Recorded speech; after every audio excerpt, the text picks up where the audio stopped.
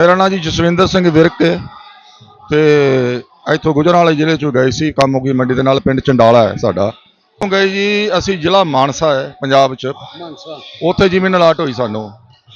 ਪਹਿਲੇ ਬੰਦੇ ਹੋ ਜਿਨ੍ਹਾਂ ਨੇ ਕਿਹਾ ਕਿ ਇੱਥੋਂ ਜਾ ਕੇ ਤੇ ਵਧੀਆ ਜ਼ਮੀਨ ਨਹੀਂ ਮਿਲੀ, ਬਹੁਤ ਵਧੀਆ। ਵਰਨਾ ਜਿਨ੍ਹਾਂ ਨੂੰ ਏ ਸੀ ਉਹਨਾਂ ਨੂੰ ਬੀ ਮਿਲੀ, ਜਿਨ੍ਹਾਂ ਦੀ ਬੀ ਸੀ ਉਹਨਾਂ ਨੂੰ ਸੀ ਮਿਲੀ। ਨਹੀਂ ਪਰ ਇੱਕ ਗੱਲ ਦਾ ਦੁੱਖ ਹੈ ਵੀ ਜ਼ਮੀਨ ਸਾਨੂੰ ਥੋੜੀ ਮਿਲੀ। ਇੱਥੇ 200 ਕਿੱਲਾ ਸੀ ਤੇ ਉੱਥੇ ਸਾਨੂੰ ਸਾਰੇ ਹੀ 80 ਕਿੱਲੇ ਮਿਲੇ।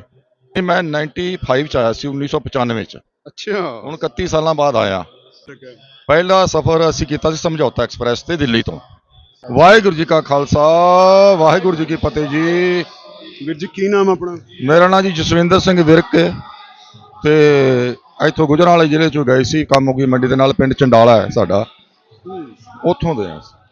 ਤੇ ਹੁਣ ਕਿੱਥੇ ਗਏ? ਇੱਥੋਂ ਗਏ ਜੀ ਅਸੀਂ ਜ਼ਿਲ੍ਹਾ ਮਾਨਸਾ ਹੈ ਪੰਜਾਬ 'ਚ। ਮਾਨਸਾ ਉੱਥੇ ਜ਼ਮੀਨ ਅਲਾਟ ਹੋਈ ਸਾਨੂੰ।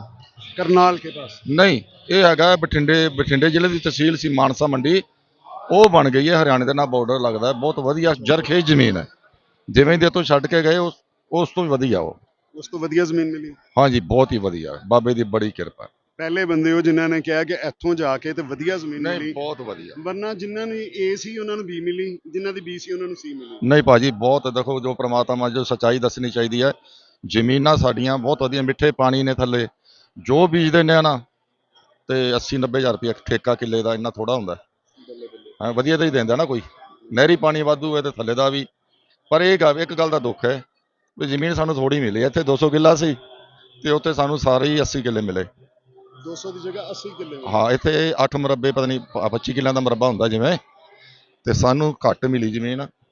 ਬਸ ਇਸ ਗੱਲ ਦਾ ਹੈ ਵੀ ਚਲੋ ਫਿਰ ਵੀ ਚੜ੍ਹਦੀ ਕਲਾ ਚ। ਚੜ੍ਹਦੀ ਕਲਾ ਵਾਧੂ ਬਾਕੀ ਦੀ ਕਿਰਪਾ। ਪਹਿਲੀ ਵਾਰ ਆਏ? ਨਹੀਂ ਮੈਂ 95 ਚ ਆਇਆ ਸੀ 1995 ਚ। ਅੱਛਾ, ਹੁਣ 31 ਸਾਲਾਂ ਬਾਅਦ ਆਇਆ। 31 ਸਾਲ ਬਾਅਦ? ਹਾਂ ਪੜ੍ਹਦੇ ਹੁੰਦੇ ਸੀ? ਮੈਂ 31 ਸਾਲਾਂ ਬਾਅਦ ਆਇਆ ਤੇ ਉਦੋਂ ਇਹ ਜਿਹੜੀ ਆਪਣੀ ਬਿਲਡਿੰਗ ਹੈ ਇਹਦਾ ਰੰਗ ਰੂਪ ਕੁਝ ਹੋਰ ਸੀ ਤੇ ਹੁਣ ਤੇ ਬੜਾ ਮੋਡੀਫਾਈ ਬਹੁਤ ਵਧੀਆ ਕੀਤਾ ਹੈ ਤੇ ਅੱਛਾ। ਪਤਾ ਨਹੀਂ ਲੱਗਦਾ ਵੈਸੇ? ਨਹੀਂ ਬਹੁਤ ਸੋਹਣੀ ਬਣਾਤੀ ਹੈ ਪਹਿਲਾਂ ਨਾਲੋਂ।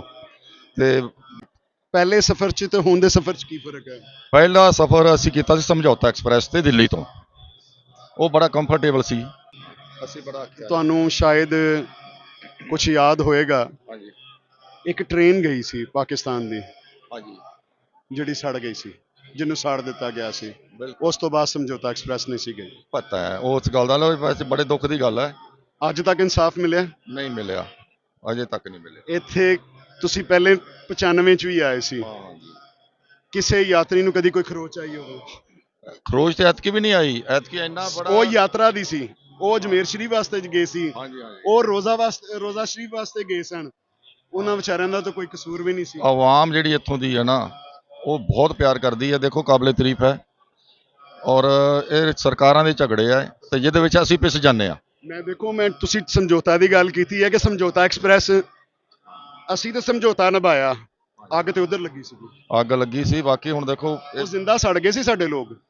ਜਿਹੜੇ ਲੋਕ ਉਧਰ ਸੜੇ ਆ ਉਹਨਾਂ ਦਾ ਅੱਜ ਤੱਕ ਸਾਨੂੰ ਪਤਾ ਨਹੀਂ ਉਹ ਲੱਗਿਆ। ਉਹ ਜਿਹੜੀਆਂ ਉਹਨਾਂ ਦੀਆਂ ਰਿਮੇਨ ਸੀ ਉਹ ਵੀ ਨਹੀਂ ਮਿਲੀਆਂ। ਹਾਂ ਜਿਹੜੀਆਂ ਉਹਨਾਂ ਦੀਆਂ ਆਊਟਪੁੱਟ ਆਉਣੀ ਸੀ, ਪਤਾ ਨਹੀਂ ਲੱਗਿਆ ਵੀ ਕੀ ਬਣਿਆ ਉਹਦਾ। ਦੇਖੋ ਹਾਂ ਇਹ ਜਿਹੜੀ ਬੰਦ ਕਰਕੇ ਲੈ ਕੇ ਆਉਂਦੇ ਨੇ, ਬੰਦ ਕਰਕੇ ਲੈ ਕੇ ਜਾਂਦੇ ਨੇ, ਘੱਟੋ ਘੱਟ ਸਿਕਿਉਰਿਟੀ ਨਹੀਂ ਸਿਕਿਉਰਿਟੀ ਮੈਂ ਕਹਿੰਦਾ ਚਿੜੀ ਫਰ ਨਹੀਂ ਮਾਰ ਸਕਦੀ।